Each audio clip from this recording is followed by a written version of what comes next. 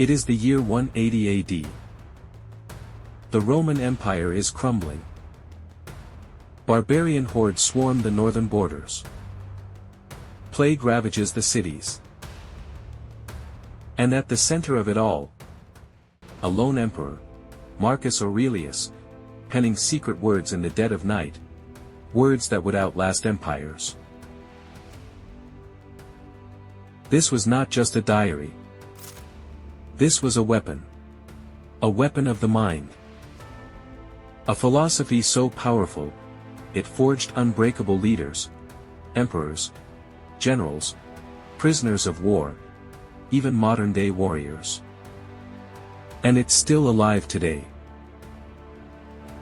2,300 years ago, in the shadow of Greece's greatest thinkers, a radical idea was born. What if true power wasn't in controlling the world, but in mastering yourself? Marcus Aurelius leading legions into battle. James Stockdale in a Vietnamese prison camp. Frederick the Great surveying a battlefield. Stoicism wasn't just philosophy, it was survival. It was strategy. And these men wielded it like a blade. But how? Let's start with the emperor who ruled an empire, while his own body betrayed him. Marcus Aurelius was not born a warrior. He was a scholar. A thinker. Yet fate forced him onto the throne of Rome during its darkest hour. The empire was collapsing. His own family died around him. And yet, he wrote. Not just words. Mental armor. He didn't just endure. He transformed suffering into strength. And his secret weapon? A simple, brutal question. What is in my control? Think about that. When everything is falling apart, what can you control? Your breath.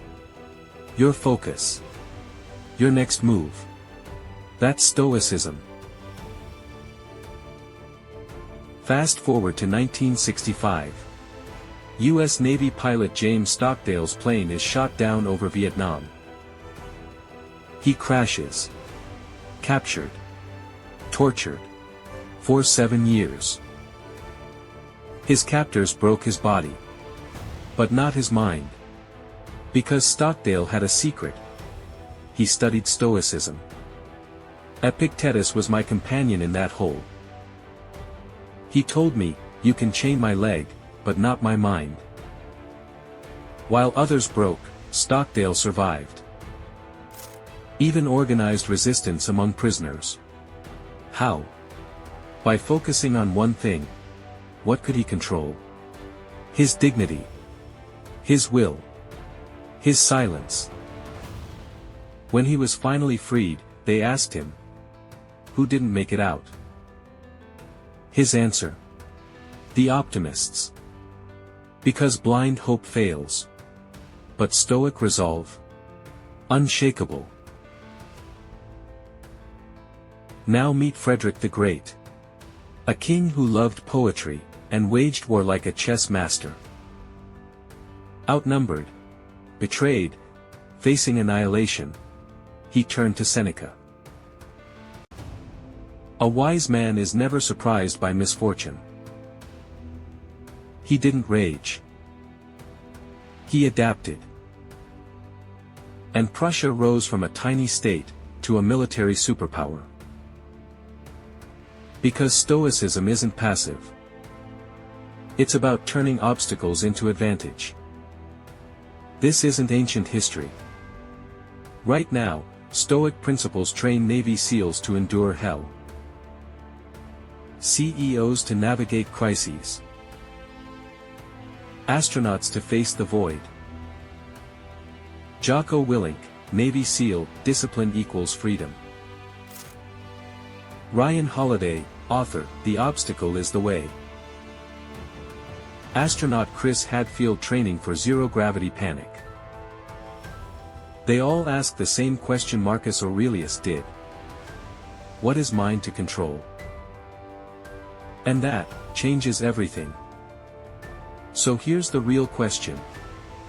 When life strikes, when you're betrayed, broken, outnumbered, will you crumble? Or will you reach for the same weapon these warriors did? Because Stoicism isn't about being emotionless. It's about being unstoppable. Like a wise gardener, we must learn to distinguish between the seeds we can nurture and the storms we must weather. Water what you can. Accept what you can't. That's where true power lies. The dichotomy of control isn't about passivity. It's about precision. It's the art of directing your effort where it counts and releasing the rest. Because in the end, the only thing you truly control is yourself. So ask yourself, where are you wasting energy fighting the uncontrollable?